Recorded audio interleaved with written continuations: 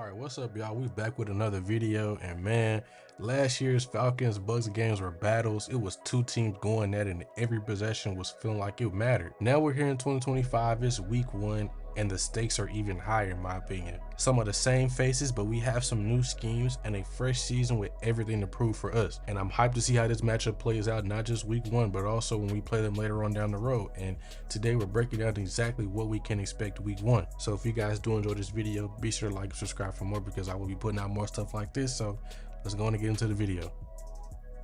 So starting out with the offense, they were elite last year. As you can see, they were top 5 in every category, and I just list the categories right here. They were 4th in points per game and rushing yards per game, 3rd in yards per game in a total, and passing yards per game, and they did not let anybody get to Baker Mayfield. So as far as our pass rush, I understand Tristan Wirfs is out, but like, it's not like they were just relying on him to be this elite pass protector, like just him. Like, obviously they relied on him, but it's not like he was just the only good lineman on the team. You know, everybody on that team is good because they are second in pressure rate allowed. So we get to, like, you know, more of their stuff on offense. They're an aggressive passing attack, right? They have 41% of their pass plays come on first down, and nearly 40% of those are play action. And that may not seem like a lot, but when we're talking about, like, as far as, like, you know, compared to other teams and averages, that is a lot. So when, you know, you get those early downs, Baker Mayfield's under center, you're probably thinking play action, because, you know, they will get in those bigger personnel. Like I said earlier, you know, that 21 personnel right here, where, you know, they'll get in a 2-back set, or they get in a 2 tight end set, and then they'll do a hard play fake and take a shot to Mike Evans, Chris Godwin, to make up Buka, you know, whoever it could be, right? But then, you know, you get to like their later down stuff. Now, they are a very screen heavy team. They had nearly 1,000 yards on passes behind the line of scrimmage, so that means they really like to use screens as far as their offense. But, you know, you get to that third down stuff, they, you know, their screen usage goes up even higher, right? On to Baker Mayfield, you know, I would say he's starting to become an elite quarterback. Okay, 17 touchdowns last year against the blitz. That was most in the NFL. He only had about 4 interceptions, which that's like a 4-to-1 ratio, damn near, or even better than a 4-to-1 ratio. Okay.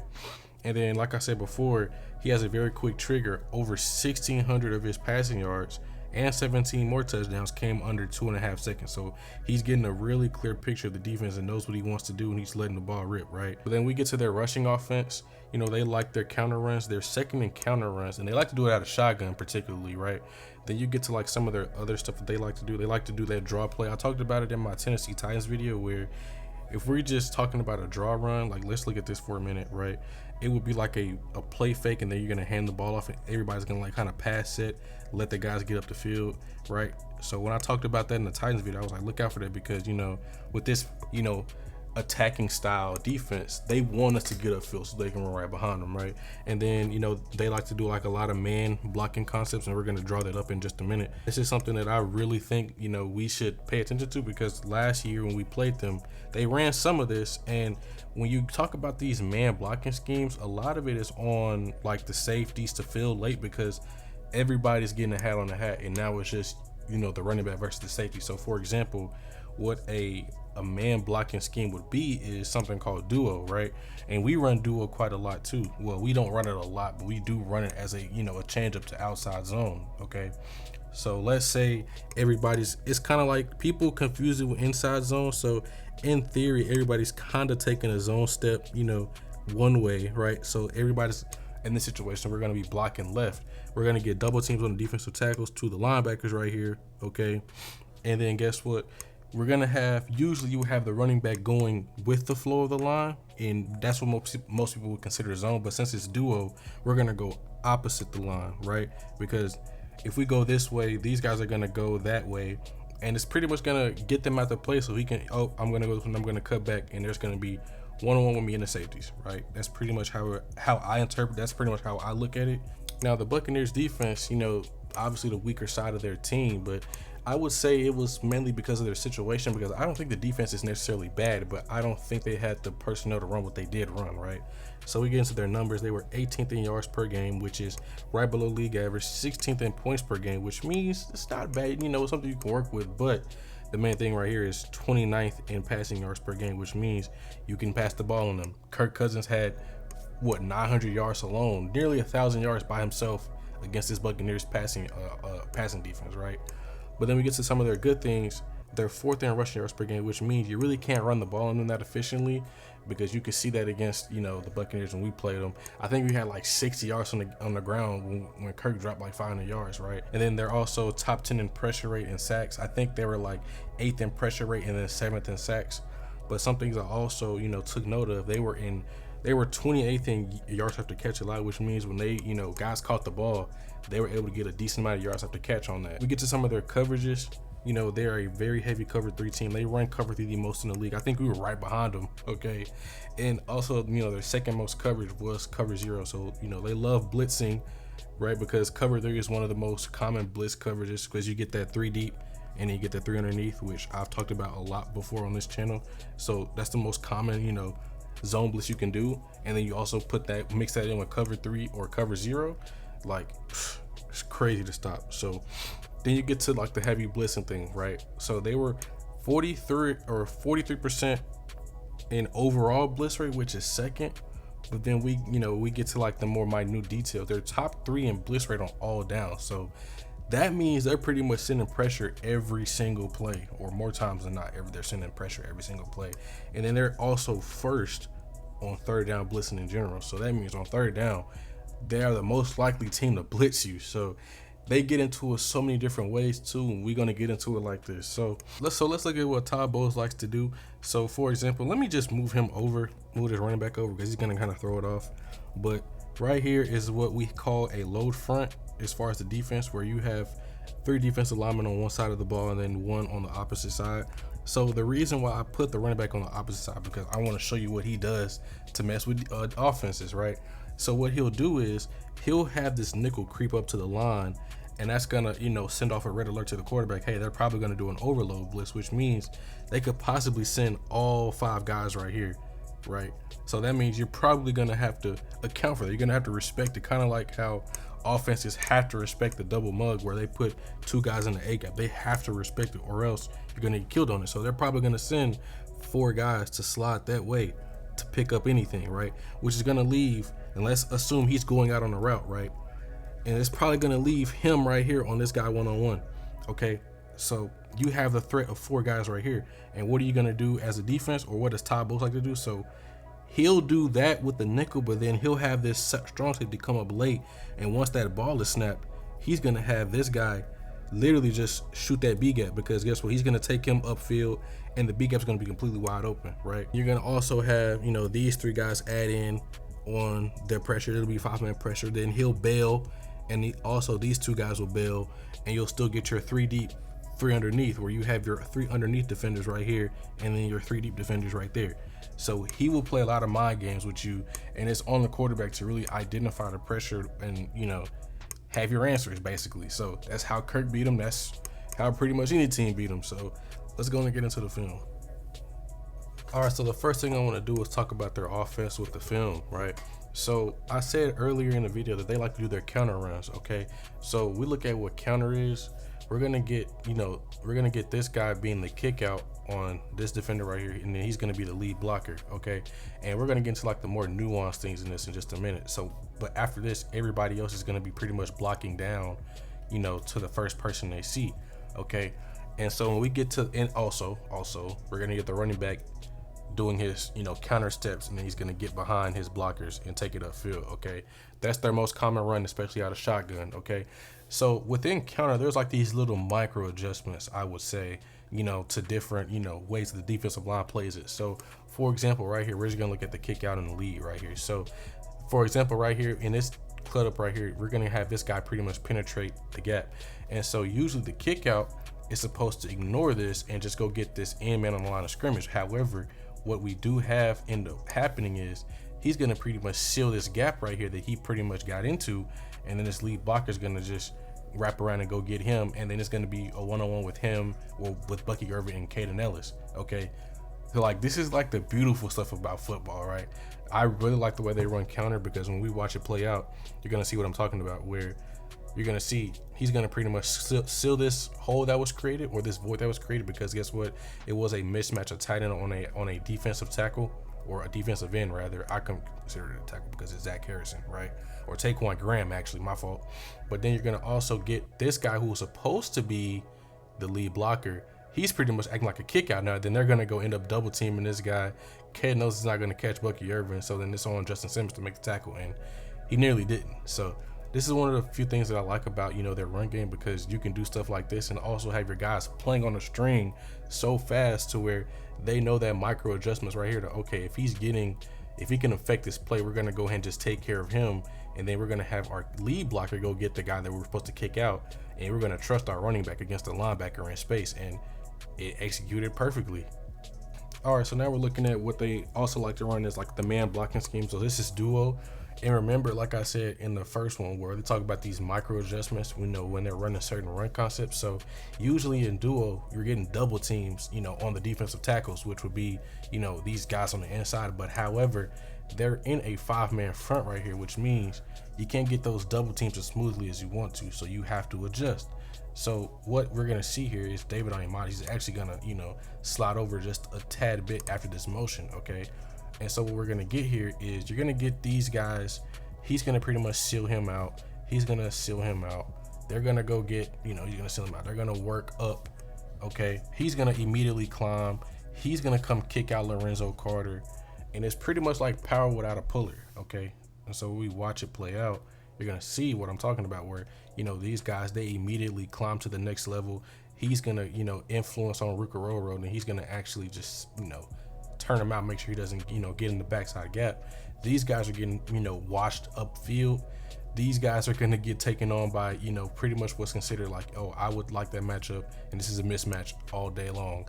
And they get about 11 to 12 yards off of this because they know how to execute their run or their run offense. And so we have to be very, very disciplined, especially like, you know, when we do this attacking style thing, they will literally just wash us upfield and we won't care, and they won't care about it. They're going to leave us upfield.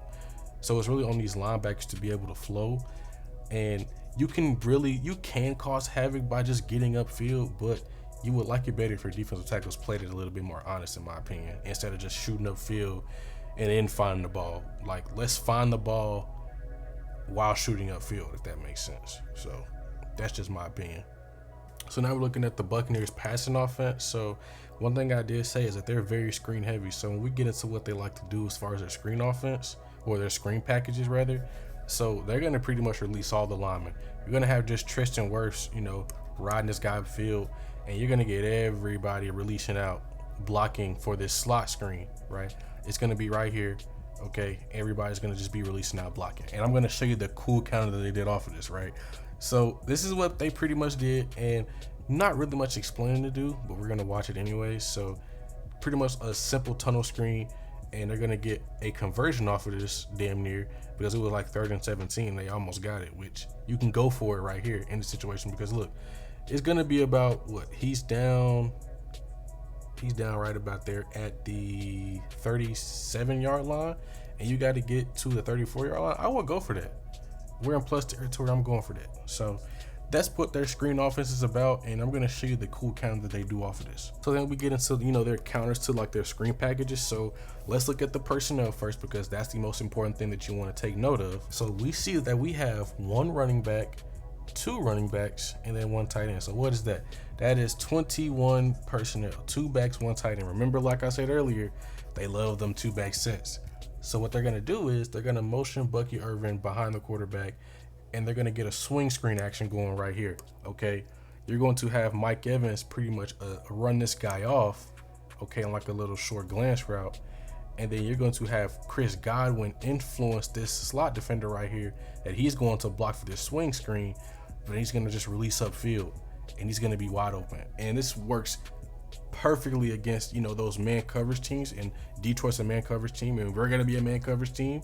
And you're going to see how it influences these guys, because they have to be honest to that screen game, because it's so lethal. So we're going to watch it play out, where he's going to be influencing this slot defender. He's going to shoot right past him. He's getting run off by, you know, Mike Evans, and he's releasing right down the red line uncontested, and he gets a 41-yard touchdown. So it's not just screen game. They will take a shot on you too. So we got to be watching out for that too.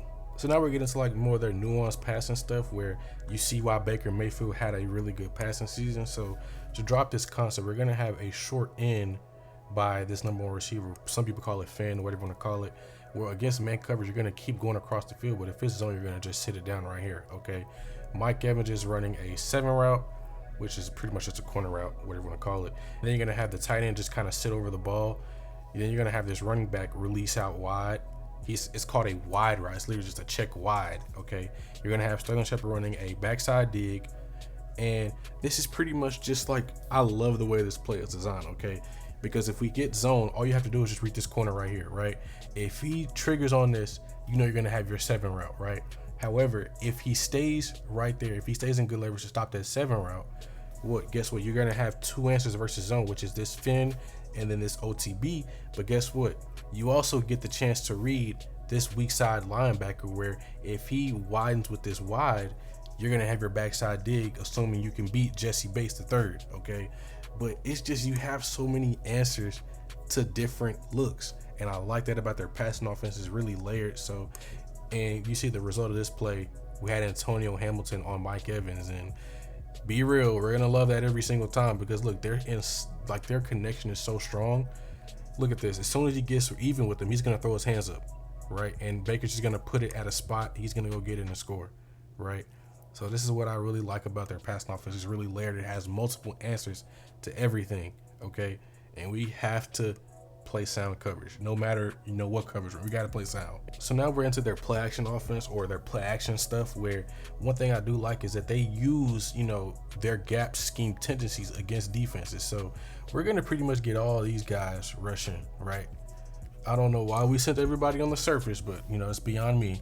So we're gonna have this tight end come around, and we're gonna have this tight end also come around, and pretty much everybody's gonna be blocking back, in a sense, where they're going to be taking the guy on their inside gap / outside. Like, if you're on the right, it's going to be inside. If it's on the left, it's going to be outside gap. So you're creating this pocket, and what you're getting is you're going to try to get these guys to really bite up on the run, because it's harder to, defend a gap scheme play action pass, right? And that's exactly what happens. So we're going to see this play out, where you're going to have these tight ends. They're going to come around the formation, and you see Caden Ellis comes up, Jesse Bates comes all the way up. And so we get into what the concept they're running is. They're going to be running something called read, where you're going to have these guys attacking the hashes, vertically, okay? And then if they're not capped, which means the corner is not in a position to, stay over top of it, they're going to keep going. They're going to pretty much run into pylon routes, or they can just keep going down the field, okay? But, if they're capped by the corner, they can just sit it down. And that's exactly what happens on both situations, where they both just sit it down. And this is very good against, those corners that love to play that press bail, or love to bail in general, because you're going to see what happens here. Once again, you're going to get this gap scheme play action protection, or I think it's called gap protection, if I'm correct. But you're going to see, you get everybody on the second level biting up. Baker has to climb this pocket, and he has to deliver a strike on time down the field. And as you can see, pretty much unguardable, because guess what? Let's look at Baker at the top of his drop real quick. So he's gonna fake it. Let's look at the top of his drop. Look at all the space over the middle to work with. You have all of this. You could do anything. You could put Chris Godwin on an over route, and he's gonna be throwing it right into space and catching and running. You could have both of these. Once again, you could have both of these guys just go, and you could do so much stuff out of this because of the space that you just vacated. So we have to really watch out for that stuff right there, bro. It's crazy how good this offense is. So this is my top 5 points for beating the Buccaneers.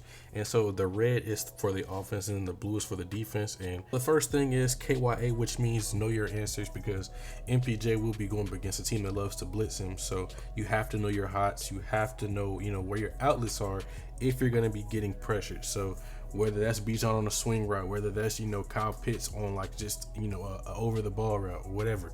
Know your answers against that blitz, because it will be coming. The second thing is ball control. If we can keep Baker Mayfield off the field and that really good offense off the field, then we have a bigger chance of winning the ball game. So I understand they have a very good run defense, but if we can somehow just find ways to get the run game going, despite having them or going up against a good run defense, I think it'll really just maximize our chances of winning. And that's kind of cliche, because it'll do that in every single situation, but we're going up against a very good run defense, so you have to figure out ways to just manufacture completions and keep the ball going, despite pretty much them shutting down one aspect of the football game. Then we get to the defense. Is my first thing, which is the most important thing to me, is the red zone defense. So I see this as a game where, you know, the Buccaneers are going to move the football on you, right?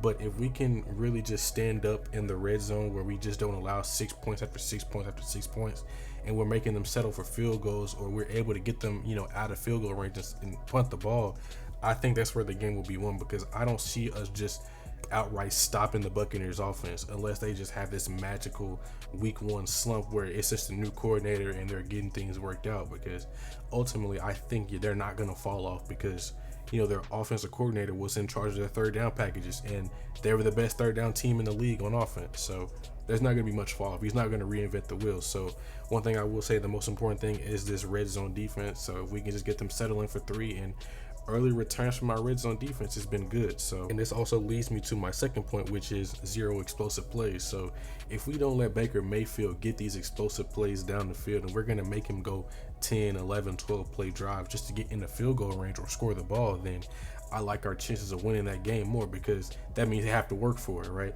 And I trust our offense to go out there and get points, because we just saw them put up 60 points on them last year. Granted, the defense wasn't as good personnel wise as it is now, but I do trust the offense more because I've seen the offense, you know, perform against a good defense, and I've seen them perform, you know, very well against this team in general. So if we don't allow those explosives, if we let them, you know, just go down the field little by little, I feel much more comfortable about that than, you know, we giving up 20 plays or 20-yard play to start out the drive. So let's not do that. The way we don't give up those explosive plays is that we stay disciplined. So everything tied into each other. Okay.